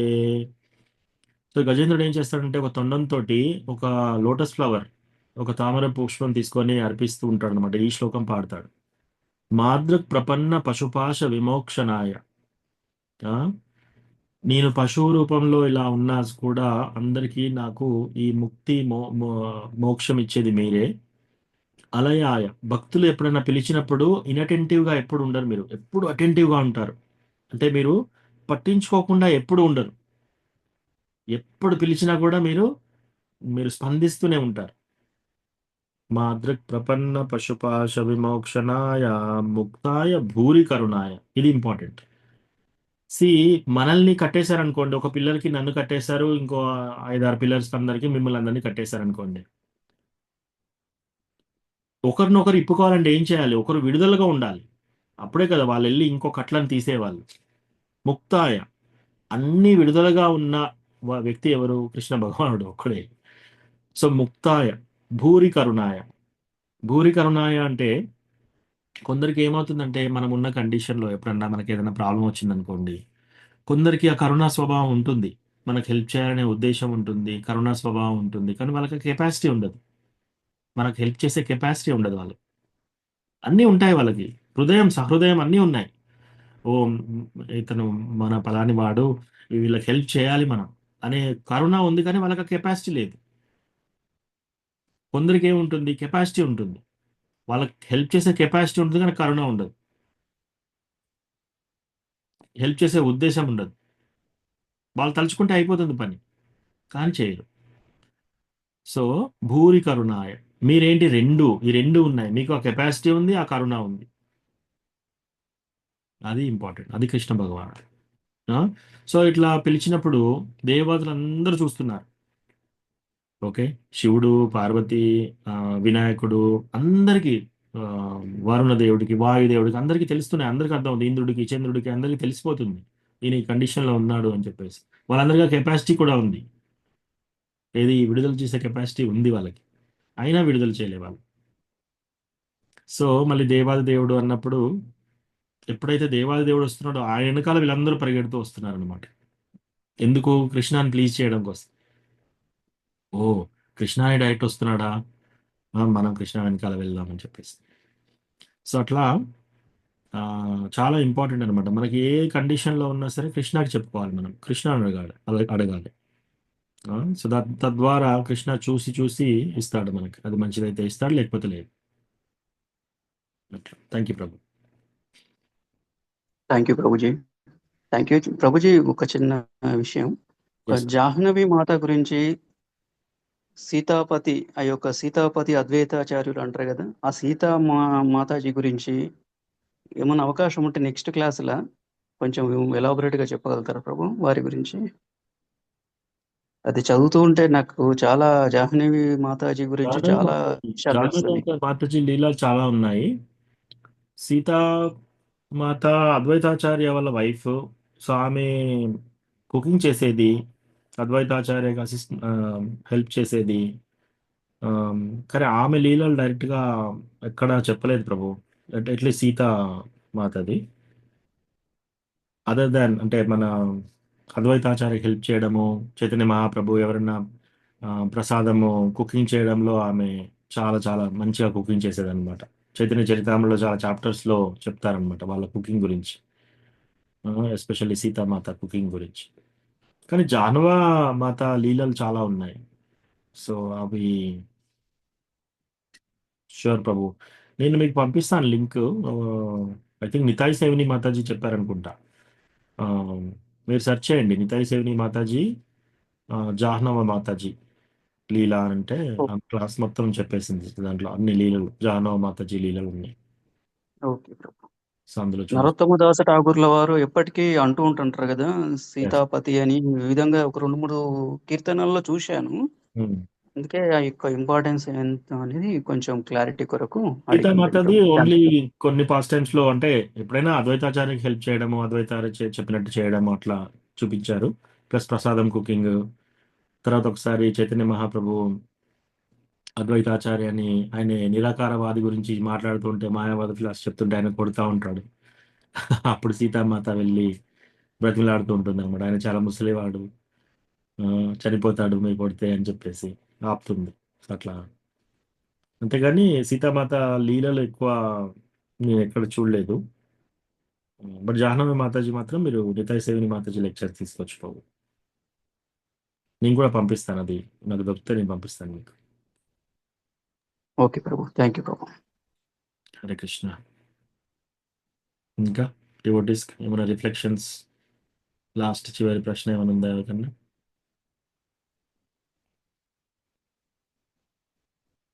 ఓకే.